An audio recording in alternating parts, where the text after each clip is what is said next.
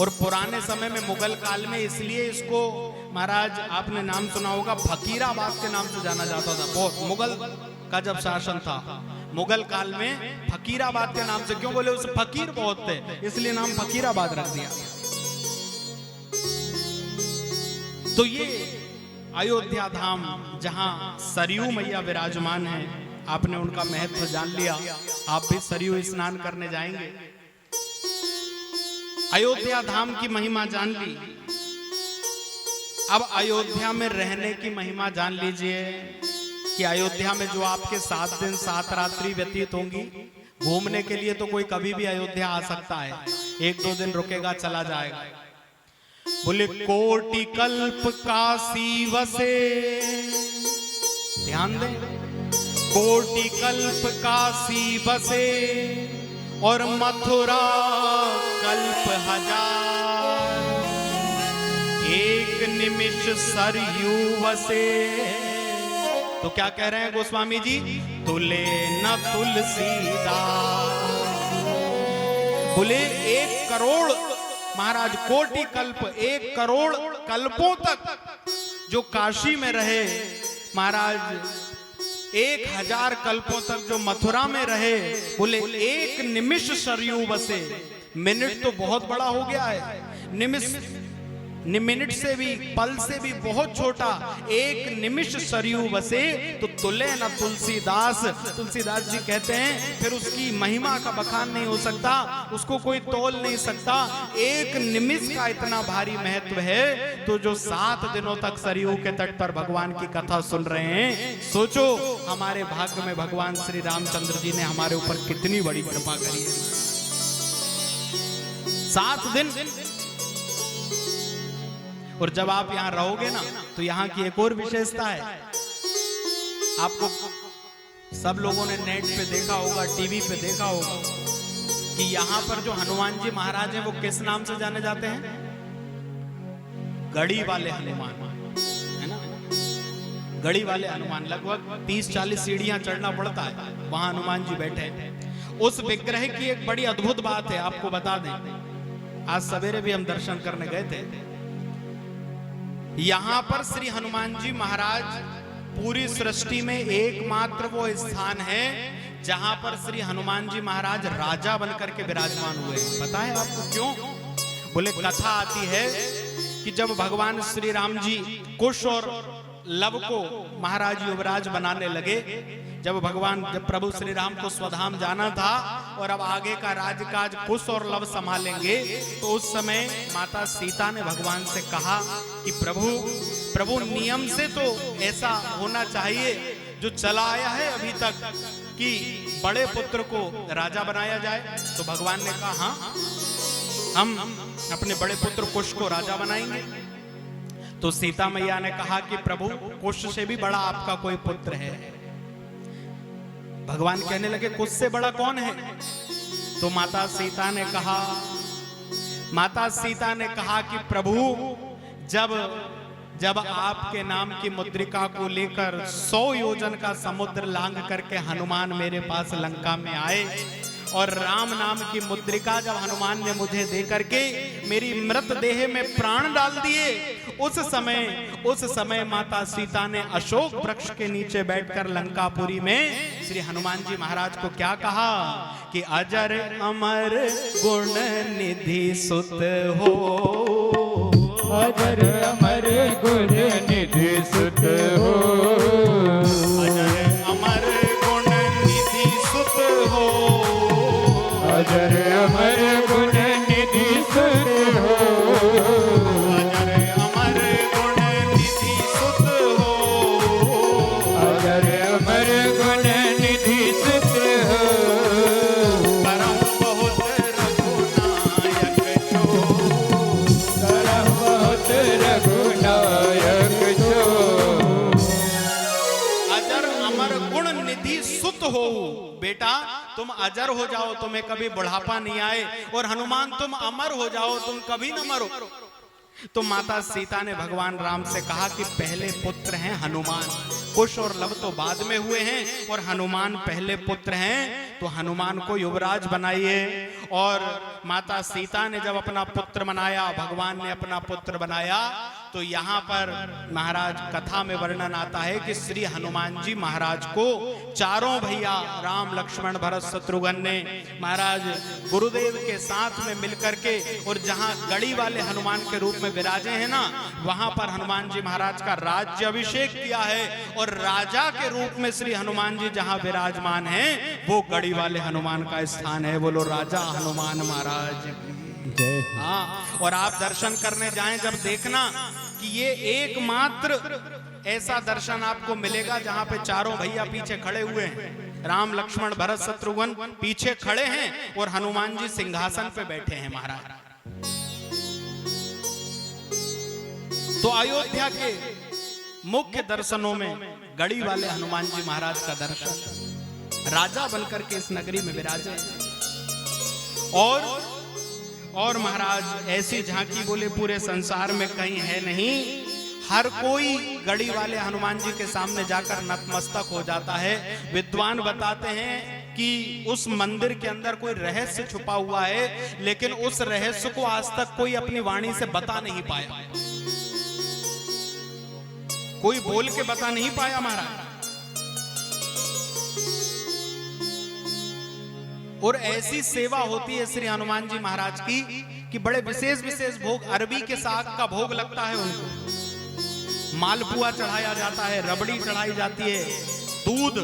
और श्री हनुमान जी महाराज के अयोध्या में जो जहां हनुमान जी राजा के रूप में विराजमान हैं, वहां पर कच्चे गौ माता के दूध से 3 बार श्री हनुमान जी महाराज का स्नान और अभिषेक होता है। दूध से बने पदार्थों का उनको भोग लगता है। साथ ही महाराज इमरती, जलेबी, लड्डू, बेसन के इत्यादि हनुमान जी महाराज को अलग अलग समय पर अलग अलग भोग का विधान है। और महाराज ये वो स्थान है, ये गड़ी वाले हनुमान जी महाराज का स्थान, बोले ये वो स्थान है जहां पर मुगल बादशाह भी जब आया श्री हनुमान जी के सामने, तो आया तो वो बड़े अपने अभिमान में था, लेकिन क्या हनुमान जी महाराज की महिमा कि मुगल बादशाह जब मूर्ति के सामने, हनुमान जी के विग्रह के सामने आया, तो साष्टांग चरणों में गिर पड़ा। उस मूर्ति ने उसके मन को बदल दिया महाराज। मुगल बादशाह जहां पे जाके साष्टांग गिर गया, वो गड़ी वाले हनुमान जी महाराज हैं।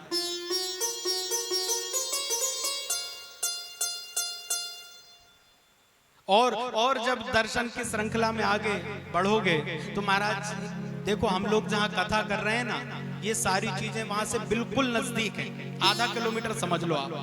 बल्कि यहां से थोड़ा आगे चले जाओगे तो आपको हनुमानगढ़ी का शिखर दिखने लगेगा। और उसके पहले, हनुमानगढ़ी के पहले ही कनक भवन। कनक भवन क्या है? बोले कनक भवन माता कैकेयी ने सीता मैया को मोह दिखाई में दिया था। कनक भवन का आप दर्शन करने जाएं तो वहां भगवान के 3 विग्रह विराजमान हैं। आपको ये सब बात इसलिए बता रहे हैं कि कल से दर्शन का सिलसिला शुरू हो जाएगा। पता लगा आप चले गए, आपको उसका महत्व मालूम नहीं, आप अच्छे से दर्शन कर नहीं पाए।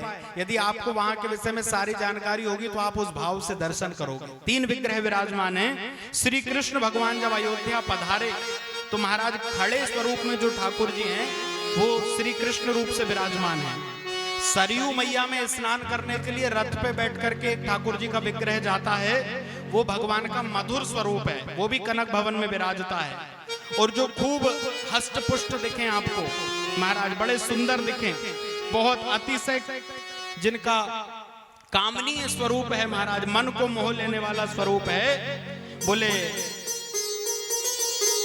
ओरछा नरेश मधुकर शाह जी के द्वारा जो विराजित हुए हैं कनक भवन के ठाकुर के रूप में, जिनको जाना जाता है, वो कनक बिहारी जी के रूप में भगवान और बिहारिणी जी के महाराज रूप में सीता मैया कनक भवन के अंदर विराजमान हैं। और ये महाराज कनक भवन की ऐसी महिमा है कि ठाकुर जी के सामने 3 विग्रहों के सामने आओगे तो फिर आपके मन में अपने आप ही महाराज भाव अपने आप बदल जाएंगे कि कनक भवन दरवाजे। ये जो है ना, यहाँ के आप जाओगे तो आपको मिल जाएगा ये कहीं सुनते हुए।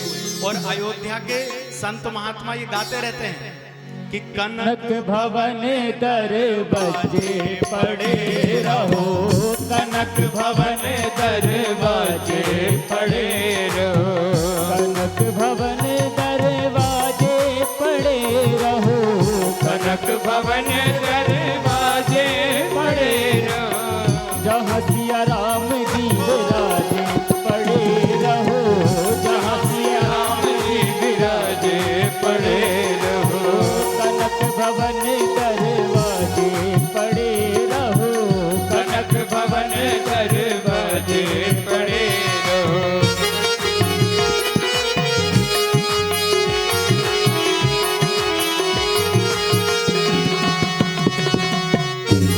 कनक बिहारी भगवान की जय हो।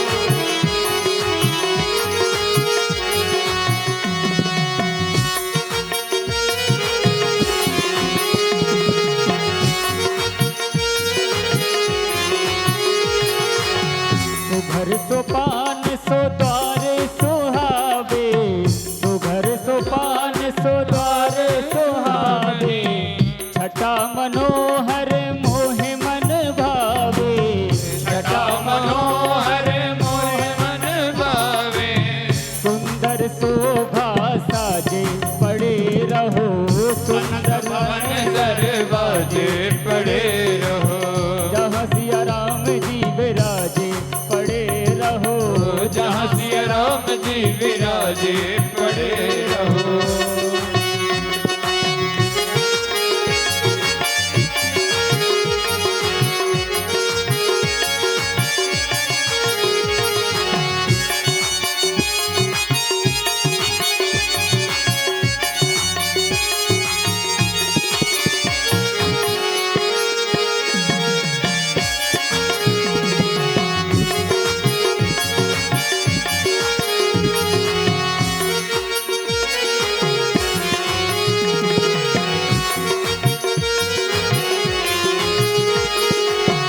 आवत जात संत जन दर्शन, आवत जात संत जन दर्शन, आवत जात संत जन दर्शक, आवत जात संत जन दर्शन।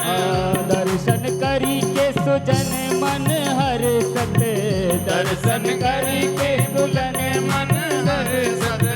देखत देखत कलीमल भागे पड़े रहो, देखत कलीमल भागे पड़े रहो। जहाँ सिया राम जी विराजे पड़े रहो, जहाँ सिया राम जी विराजे पड़े रहो। कनक भवन दरवाजे पड़े रहो, कनक भवन दरवाजे पड़े रहो।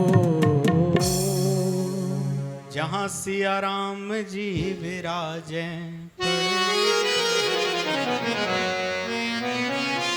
आवत जात संत जन दर्शत। कनक भवन में आते जाते संतों का दर्शन होता है और दर्शन करके मन मेरा पुलकत, महाराज दर्शन करके मन बड़ा प्रसन्न हो जाता है। वहाँ जहाँ सिया राम जी विराजे पड़े रहो, कनक भवन में द्वार पर बैठ करके और महाराज संतों का दर्शन करो।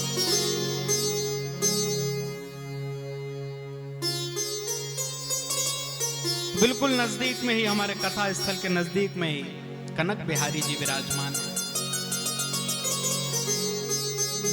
ऐसी अयोध्या धाम की महिमा है। श्रीमद् भागवत महापुराण के सार सार को लेते हुए चलें और साथ में राम जी की कथा को जोड़ते चलें, इसलिए इस कथा का नाम सीता राममय श्रीमद् भागवत कथा रखा कि अयोध्या धाम में भगवान सीता राम से युक्त श्रीमद् भागवत कथा हो और जहां हम भगवान श्री राम की गाथा को प्रतिदिन सुन पाए। तो नैमिषारण्य की पावन भूमि